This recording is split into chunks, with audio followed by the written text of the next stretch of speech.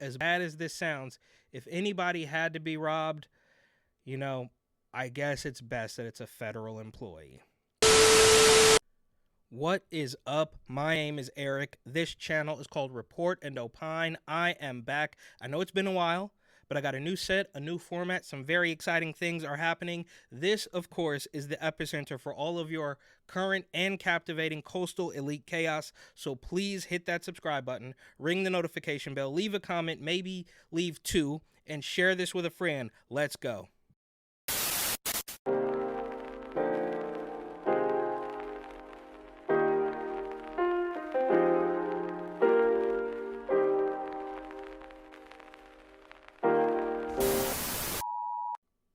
Before we get started, I want to say thank you to Dubby Energy, a tasty mix-at-home energy drink formulated to give you focus and energy without the jitters or the crash. Their formula contains vitamins, amino acids, and nootropics, including the patented Neurofactor. Please go to dubby.gg, that is dubby.gg, to learn more and use code ERICB to get 10% off your purchase. Let's jump right in. From Salon.com, the right is getting weirder about sex. Cults always police their followers' sex lives, but the right wants to impose their bizarre beliefs on everyone. Is that right? So this coming from the same group of people that are telling you to use words like Latinx, Latine, whatever it is. They want to literally force you to believe that if they wake up tomorrow and identify as a donkey, then you have to do that. But the right is somehow the group that, of course, is a cult, which, fine, is up for debate. But they are not trying to impose their bizarre beliefs on everybody like a certain sect on the left, these radical gender ideologues that literally scream, cry, and assault people if a 6'4" man says he's a woman and you just don't buy it. You then become the bigot. These are the same people that are telling you the right is getting weird about sex. Give me a break. They say close watchers of the MAGA movement have been chronicling the alarming escalation of both violent intimidation and overt white supremacy in recent weeks. Now, they say recent weeks as though they have not been crying about racism for easily the past decade, right? I mean, it's all absolutely insane. But this is how far from reality we've come. This is the game they play. This is the manipulation tactic. Like, yeah, they're so weird about sex while we're the ones trying to cut the junk off kids and slice up little girls, and the right wing is in a cult trying to impose their bizarre beliefs, their beliefs of man, woman, child, so bizarre.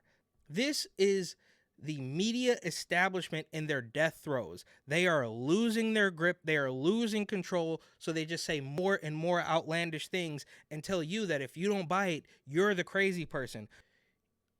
What's happening is you're getting weirder. And the weirder you get, the more you look back at where you once were, maybe in a little bit of sanity a decade or so ago, and saying that they're the crazy people as you continue to slide further and further off into the abyss. And my favorite part is at the end here, where they say, as the Dobbs decision by the Supreme Court shows, Republicans are never content to keep their massive sexual issues to themselves. That's you, bro.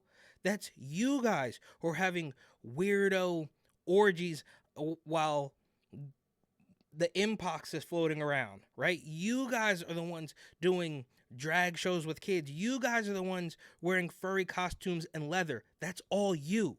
They are determined to make everyone else suffer, not only by rolling back reproductive rights, euphemism number 135,000 and a half, but by aggressively normalizing sexual and domestic violence. The through line here is a belief that women aren't full human beings. Where? How, Sway? What are you talking about? Women aren't full human beings? You guys are the ones out there, eliminating babies because you made a mistake and you have no self-control. You're the ones who are deciding what beings should exist and what life is worth living. From the Associated Press, Anti-Defamation League says Adidas CEO apologizes for misstatement about Kanye West. So let's think about this for a second without even getting into the article.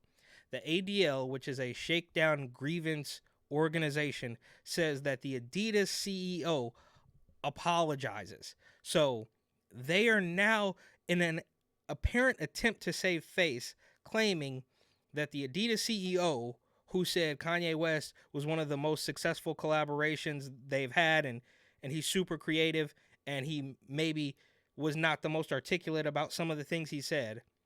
The ADL, who is clearly trying to gain control of everybody and everything, is now saying that that man apologized. Why don't you let him apologize? How about that?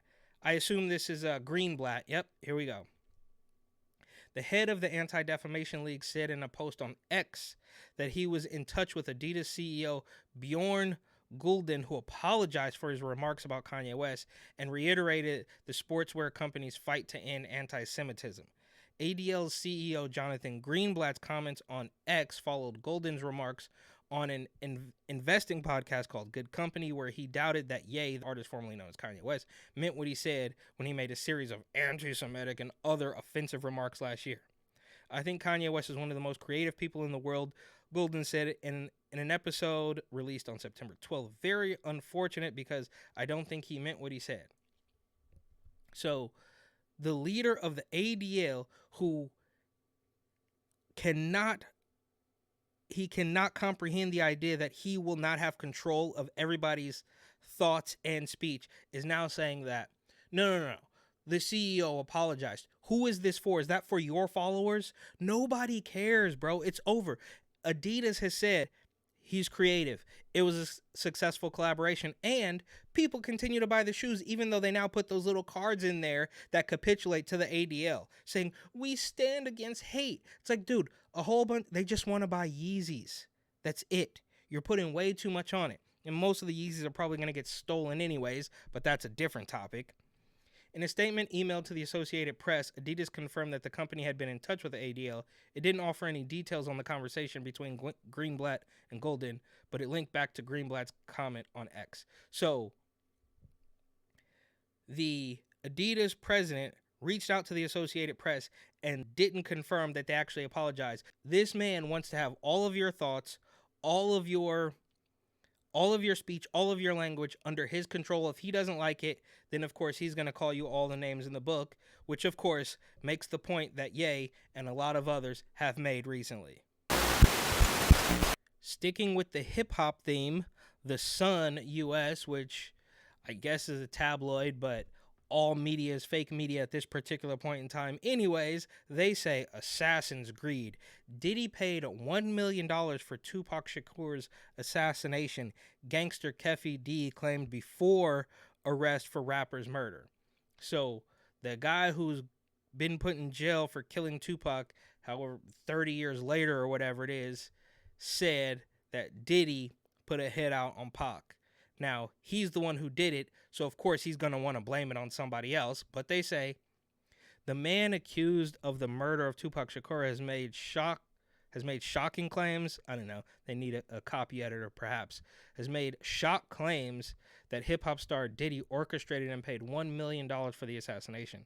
Keffi D, who appeared in court in Las Vegas over the killing yesterday, I don't know when that was, a couple days ago, a week or two ago, claims several times that Diddy, real name Sean Combs, asked him to take out Pac and record label boss Suge Knight. So apparently, according to Keffi D, Diddy put a hit out on Suge and Pac. But, I mean, the man who was accused of murdering Pac and who went on several podcasts, most notably Vlad, of course, is now doing time, or he's supposed to do time, has been convicted of killing Pac. I mean, can he be trusted? I mean, nobody can be trusted, right? TheSun.com, Fox News, CNN, Salon, none of these outlets can be trusted. And as I say constantly on the Unauthorized Opinions podcast, every Sunday at 2 p.m. Pacific and 5 p.m. Eastern, right here on this channel, everything is fake. Literally, everything is fake. It continues, representatives for Diddy did not comment when asked about the allegations, but previously Combs had dismissed claims he was involved in Tupac's death as nonsense. Well, That makes sense. What was Diddy gonna say? Yeah, I totally did it. Obviously not. This all just begs the question, why though? I mean, I don't want to be too tinfoil hat, too conspiratorial, but why is this happening now? Tupac was killed in 1996, I believe, and in 2023 they finally find the guy who murdered him, and now Diddy's on the hot seat for it as well, and 50 Cent is tweeting about it or Xing about it or posting about it or whatever you call it these days. None of this adds up. I don't want to sound like a crazy person, but there's got to be a reason why they're throwing this bone out there in October of 2023. Last but certainly not least, we've got some West Coast news. This from oaklandside.org. The search for Oakland's next police chief just got messier. A police commission said it has picked 7 quote-unquote top candidates, including former Chief LeRon Armstrong. So, this is exactly what they wanted. We all remember the summer of love back in 2020 when we were told that the cops were just the worst people on the planet. Even if the force is largely black, they had to go. You got exactly what you wanted. Oakland has no police chief. It is absolutely crumbling out there. The mayor of Oakland had her car broken into. You can't even go grocery shopping. Shoplifting is absolutely through the roof. There's people quite literally living in huge, enormous heaps of garbage. The list goes on, and on top of all that, there's no police chief. But, I mean, this is what you wanted, and now, quite literally, the criminals are in charge. They say, the Oakland Police Commission has been working for about 8 months to recruit a new police chief. Who would want the job? Who are you going to pay enough? It's absolutely insane. It's quite obvious that you are going to be more well respected as a junkie living under the bridge than you are as the police chief of a California city. The city is completely corrupt anyways. This is 1,000 words to say that it's never going to get better. And not that these things are connected in any way, but the feds offer $150,000 for info leading to the arrest of suspects who attack Bay Area postal workers. Authorities say some of the suspects involved in these crimes face over 20 years in prison if convicted. So while Oakland doesn't even have a police chief, they're robbing mail trucks. And I guess, as bad as this sounds, if anybody had to be robbed, I guess it's best that it's a federal employee. From Oakland, California, KGO, local ABC, the United States Postal Inspection Service and Department of Justice are cracking down on attacks on postal workers. The DOJ's Northern California division announced that 10 people have been arrested and charged with crimes relating to attacks on postal workers or mail theft. So imagine that. It's gotten so bad that they have to say we're cracking down on people robbing mail trucks in Oakland while that very same city doesn't have a chief of police. So maybe I'm crazy. Maybe those things are not related at all. Maybe the rash of shoplifting is not related at all. Maybe the people who completely ignore traffic laws and rob people and break into cars, maybe none of it's related at all.